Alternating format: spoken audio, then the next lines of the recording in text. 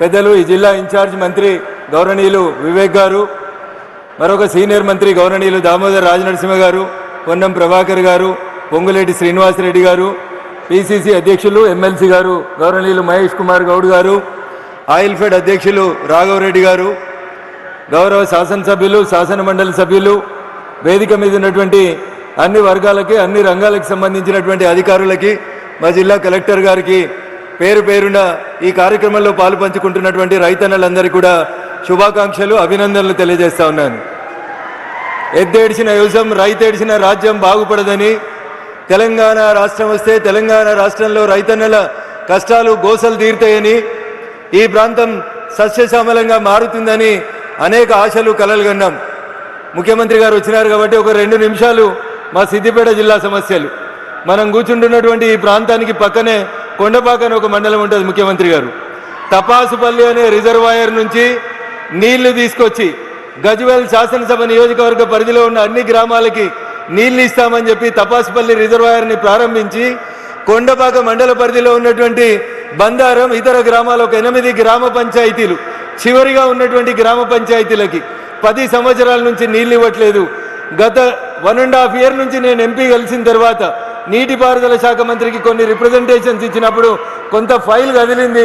దయించి అందరికీ నీళ్ళు వచ్చినాయి. చుట్టూ కొండపాక మండలంలో ఉన్న ఒక 8 గ్రామాలకి తపాసుపల్లి రిజర్వాయర్ నుంచి నీళ్ళు వచ్చేలాగా చూడాల్సిందిగా గౌరవ ముఖ్యమంత్రి గారికి ఈ సందర్భంగా విజ్ఞప్తి చేస్తా ఉన్నాను. పిసిసి అధ్యక్షులుగా మీరు, అప్పటి భారతీయ జనతా పార్టీ రాష్ట్ర ప్రధాన కార్యదర్శిగా నేను మల్లన్న సాగర్ ప్రాజెక్టు నిర్మాణం జరుగుతున్నప్పుడు మేము ఆ ప్రాంతంలో ఉన్నటువంటి పల్లెల్లో నిద్ర చేసి మల్లన్న సాగర్ పూర్తయితే దుబ్బాక శాసనసభ నియోజకవర్గంలో ఉన్నటువంటి ప్రతి పొలానికి నీళ్ళు వస్తాయని, నష్టపోయినటువంటి రైతన్నకి నష్టపరిహారం సరైన రీతిలో అందిస్తామని చెప్పి ఆ రోజు ప్రతిపక్ష నేతలుగా మేమందరం కొట్లాడటం జరిగింది. ప్రాజెక్టు నిర్మాణం పూర్తయింది.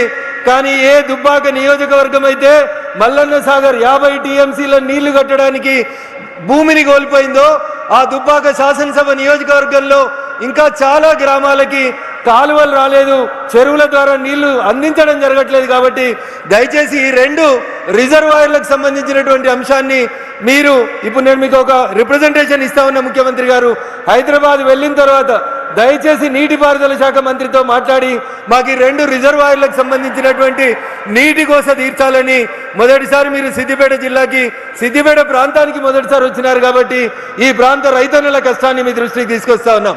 ఇకపోతే ఈరోజు కార్యక్రమం రైతన్నలకు సంబంధించిన కార్యక్రమం.